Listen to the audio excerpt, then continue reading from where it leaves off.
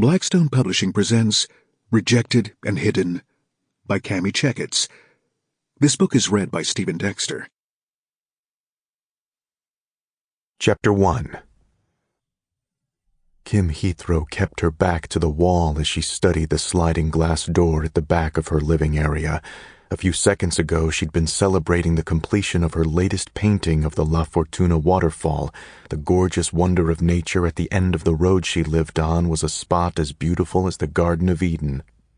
Now she was wondering if her deepest fear had happened. Could her stalker of 10 years have found her again? She had been scavenging her freezer for any flavor of ice cream for the celebration of her painting, but was startled to hear quiet movements on her back patio. It was too quiet to be one of the many stray dogs or young boys that roamed the area. Her heart beat so high and fast she felt like she was choking. It was impossible to get a full breath.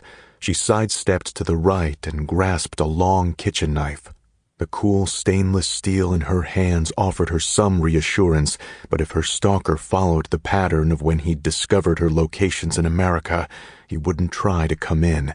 He'd simply send pictures of her to reassure her he was close by, and notes to make sure she knew he'd never stop loving her long, dark hair, dimples, and shapely backside.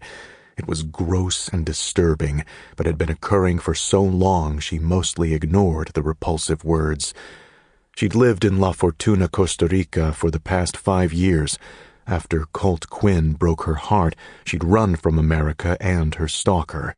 Being with Colt was the only time she'd felt truly safe, but he'd cheated on her. When she'd tried to call him to give him a chance to explain, he'd never answered her calls. She'd relocated to Costa Rica shortly after that and dropped off the map.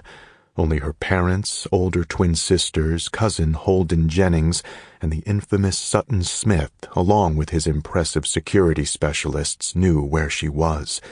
Sutton's men were paid well to monitor her security. Why hadn't she gotten a call or notification?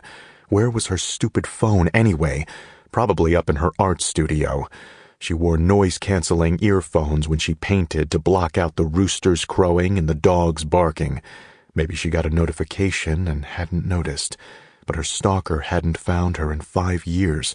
She missed her family, and sometimes being a recluse was lonely, but she was safe. Probably just an animal or one of the local boys messing around. Relaxing her grip on the knife a fraction, she said a prayer to be calm and safe, and then edged her way toward the stairs. Sample complete. Ready to continue?